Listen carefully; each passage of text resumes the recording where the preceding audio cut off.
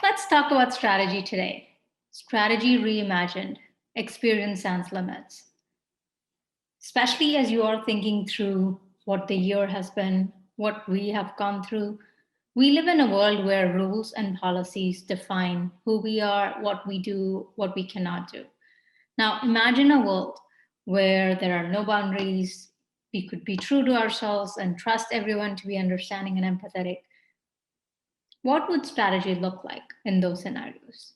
Our daily experiences are shaped boundaries. So let's talk about a few examples, and I'll give you one example that I have gone through in the past couple of months around candidate experience.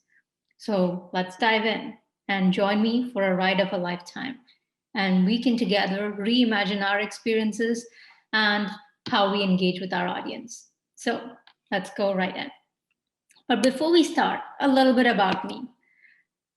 I have three values: inspire, influence, and impact that hold me true to who I am and how I work, how I function on a day to day basis. There are a few topics that are top of mind for me: mindfulness, essentialism, diversity, and belonging. And around, you'll see things that I'm associated with, organizations that I'm part of, and my love for travel and food, and some of the books that I highly recommend. So let's talk about the values and beliefs, because I think that grounds any strategy, any executive leadership team. For me, it's threefold: inspire, influence, and impact. The first one around inspire is about trust and credibility. We trust and respect each other irrespective of level. The second is about influence. It's all about extreme ownership. We own what we do, the good, the bad, and the ugly, and we're accountable to each other. The third is about impact. This is about the results and relationships. And here we strive for team recognition, not individual recognition, and we win or lose together. And this is all these three things coming together help you as an organization, as a team, to set the values and beliefs that will help you make the decisions that you need at those difficult times and make sure that you can sleep at night after you make those decisions. So there's one more principle that I hold very near and dear to my heart, which is about simplicity, right? Making sure that what we work on, how we work on, if anybody can explain it to anybody else, then that's awesome. That means our strategy is simple enough and it's easy for everyone to feel like they're part of it and feel like they own it themselves. So I'll walk you today through an example of a strategy of how things have gone over the past 5 years when I think about candidate experience, how I have morphed that into three components. So hiring and interview, onboarding, and career growth. Because the reality is, think about it. When you are bringing on new team members, it's not just about bringing folks on so that they can do the job today. It's about bringing folks that can adapt and change into the strategy and the decisions that you will make 6 months, 9 months down the line, and you don't have a crystal ball today to predict them. So let's talk a little bit about those. I'm going to share some learnings, some mistakes, things that over the past 5 years that I have crafted to make sure that I'm thinking about the candidate experience end to end.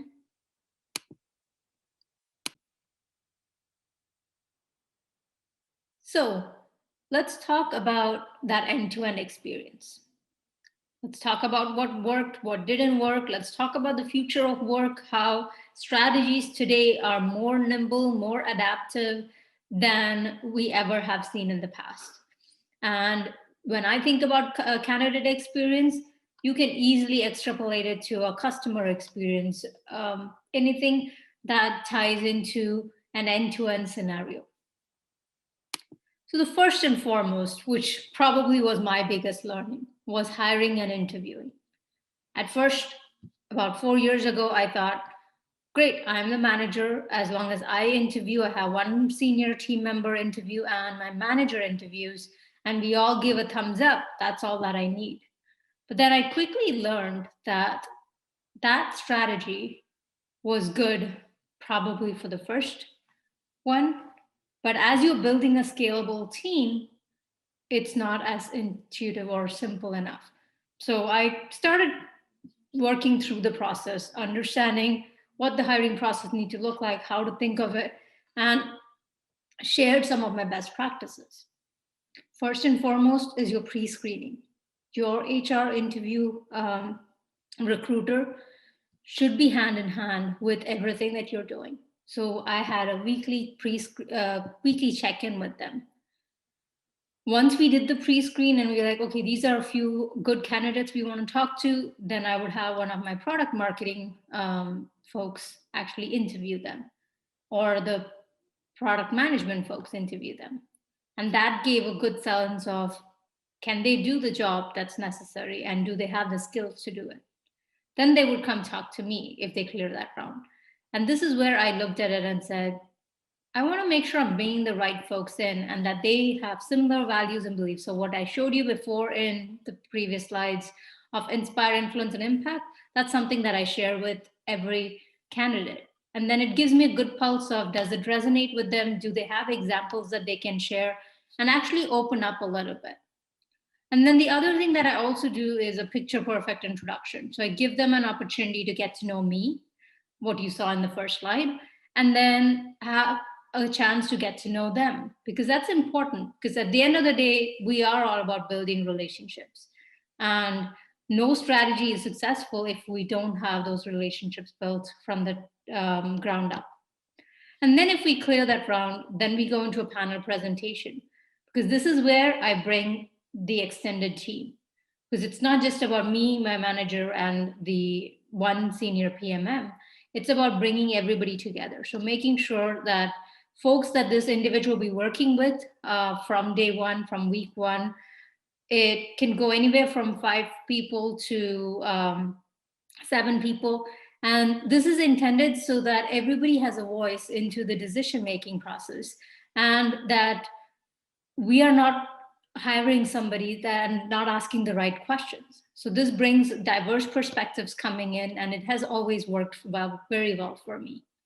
So once that is done, and we know this candidate is rock star, we move it to the executive alignment. So this is where your leader would actually interview them.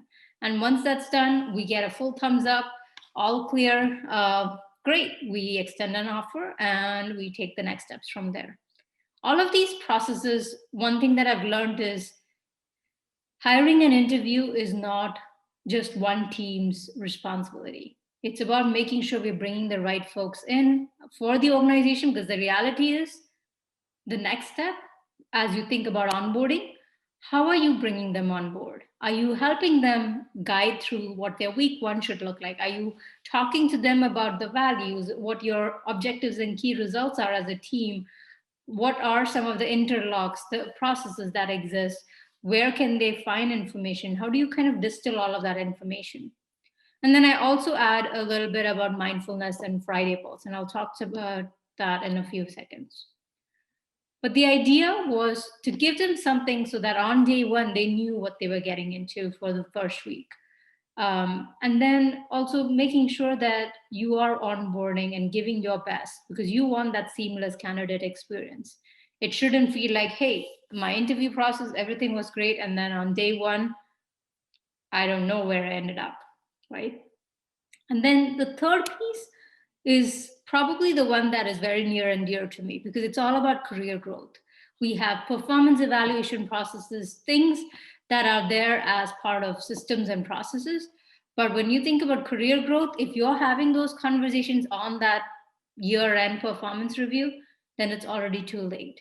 So this is where, when the first year I had my opportunity to do performance evaluations, I knew something wasn't right. And so I put together a framework to bring GROW, which is goal, reality, options, and what's next, and personal OKRs together. Now, bringing these two methodologies helped me answer 2 questions. When somebody joins the team, what does their career path look like? So I put together a process, a career journey for a product marketing or product management.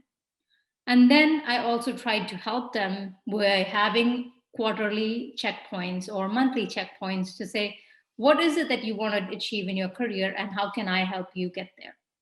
That opens up different conversation for myself. That was the first time I actually told my manager in my previous company that I would like to do some speaking opportunities within Boomi. And the opportunity came when we were working on the product keynote, and my leader said, "Hey, do you want to do part of the presentation with me?" And it opened up doors with opportunities across, and it also helped me build my own confidence. So that's where I think about career growth. Ask those questions. Where do they want to be? What are some things that we typically don't talk of? And I always go to this TED talk whenever I need that little boost of motivation, because it gives me the next step from there.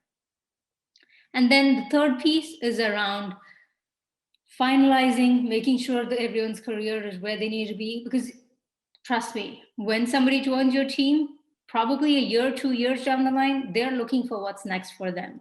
And you want to be there to help them get to their next career path, even if that means it may not be within your own team. So let me share some of our success metrics, because we had three. The first was we had an opportunity, a challenge, if you will. In 2 months, 2.5, 3 months, we had to hire about 5 roles. And we thought, wow, that's a lot to take in. But as a team, because we had a process, we knew exactly what we were doing. We had this well-oiled machine. And that initial strategy of this is how we're going to approach it helped us work through the mechanics and the execution flawlessly. We also had 3 people on board in June, and we have 2 actually onboarding in July. And that gives us all the confidence to say, yes, now some of our team members are part of the grow and personal OKRs process. It helps us have those conversations outside of our one-on-ones. Why am I talking about candidate experience when it's all about strategy? It's because of the future of work. People today are not here just to do the job that they're in. They're here to shape their career. They're here to make sure that they're working towards what's next for them. And making sure we know what are the right ingredients to build that strategy, making sure that we're taking care of our employees are all critical. So I'm going to talk about 2 things which I think are very paramount. The first is about mindfulness, because as individuals, and I think everybody knows this, if you have a happy employee, then you have a happy customer. And I came across mindfulness about a year and a half ago. And it came at a time when I needed it the most. And this is where I always leverage Sharon Salzberg quote, mindfulness isn't difficult. It's just that we need to remember to do it. So what if you ask the question, what's our company well-being index? What are our employee goals? And where do we benchmark ourselves? So Wise at Work actually does a phenomenal job of helping you answer those questions collectively as a team, as a company, and making sure that you are measuring towards those well-being index, whether it's about calm and balance, focus and productivity, connection and teamwork, because that's all central to who we are. The second aspect that I came across was Friday Pulse. Same concept, happy employee equal to happy customer. Friday Pulse actually has a happiness ROI that they're measuring, and it's a weekly check-in. Every Friday, you get an email and you check how you're doing this week. It asks you a question, how are you doing? And it goes all the way from a happy face to a sad face. And it asks questions about what are your celebrations? What are your thank yous? Are there any frustrations you would like to share collectively as a team? Are there any ideas or brainstorming that you want to do? It helps kind of bring the team together, especially when your team is around the globe. So these are all great ideas to think about what is the next strategy that you're going to take when you think about future of work. The other one that I've also piloted in my career is no meeting Wednesdays. We all are not a big fan of meetings, but we know they do exist. So how can we have a focused and productive day? And no meeting Wednesdays have helped me. There have been days when I haven't really been successful with it, but at least it's that intention that I want to make it work. And so setting up your strategies could look something like that.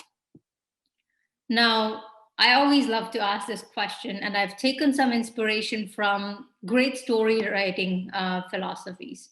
So, what's your favorite strategy? Now, a good strategy could have a compelling vision that hooks your interest, the right amount of motivation in the middle to keep you going, and then an end that you'll always remember. Now, there's an art and science to mastering the skills of a good strategy and to lead that process with impactful, truthful conversations. Now, is there a strategy that comes to your mind when you hear this? Let me maybe dive a little further. Now, what makes a memorable strategy? There is a start, a middle, and an end, just like in a good story. Make the start worth their time to care. Get them excited about the purpose. A strategy is only as good as once it's executed, right? So get them excited, tell them why they need to explore this path with you, and have those conversations.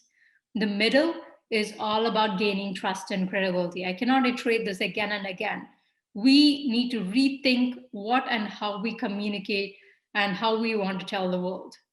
And are we being true to ourselves and our customers on what really matters? Honestly, customers and our partners often know more about us than we think. And customers are also looking for those companies that can be a trusted advisor versus somebody that's trying to sell a product. So, how do you kind of define that strategy where you are the company that can be trusted, you are transparent, you know your core strengths and weaknesses and are self aware about it, and you are here to help your customers see those real world possibilities and achieve the vision together. And then at the end, find your true advocate. It's always easy for us to find supporting data to make our actions meet the data and with our own confirmation bias. Our customers are our best advocates. So whether it's your employees, right, in the candidate experience scenario, whether it's your customers, your partners, give them a voice, give them the opportunity to be the heroes. And you'll see that customers appreciate your honesty, that you're looking out for them, not just for revenue, but also for the long way. And that's true customer lifetime value. And I encourage everybody to think about what does that look like for an employee lifetime value? Or is there anything like an employee lifetime value? Because it's employee and employer relationship at will. Anybody can leave. But when I think back to the organizations and companies and teams that I've been part of, it's all about the relationships that I built and making sure that our strategy holds our employees, customers, and partners together will be the ones that will be for the long term. So measure the right metrics. Focus on your customer needs. That's what your strategy reimagined could be. Oftentimes, our strategies have been very defined structure. We have a mission, vision, and there are different components that fit under objectives and goals. And our strategy is often cascaded from the top and structured depending on your departments. But the reality is there is no cohesive experience for the customer or the prospect outside, or the employee for that matter. So how can you kind of take that methodology, break it apart, put it as pieces of a puzzle, and create that seamless customer experience? That's what I encourage everybody to do. Break the current limits in our strategy framework. Be thoughtful what you want to share, and make sure that you're giving your prospects, your customers, your employees the tools that they need to navigate through that and be that one trusted voice. And that's how the strategy will be uniting all of us with the single voice and same focus. Now, what's the right time to have a strategy discussion? Is it in the middle of a transformation journey, in the beginning of it? Is there a right place for doing that? These are all good questions to ask ourselves. I encourage each of us to truly inspire and make an impact without the boundaries and limitations that we have set ourselves within the framework called strategy. Sometimes I even take back when I see somebody's title that says strategy in it. Not because of the word, but because of the annotation that it has.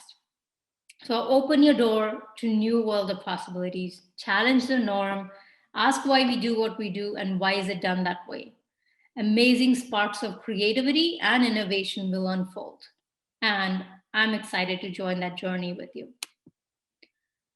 Truth is, you can't really go back and change the beginning if you're already on your strategy path or the plans that you have for the year. I do realize we're in the middle of the year, so most of you already have your fiscal year kicked off. But you can start where you are and change the ending. And this is a really beautiful quote by C.S. Lewis. And I highly encourage everybody to take a leap of faith and spark those ideas and innovation going forward into your strategies, whether it's about a go-to-market, penetrating into an organization, creating a new organization, or even if it is, how can I do what's right for my team? So I wish you all the very best, and thank you so much for listening today.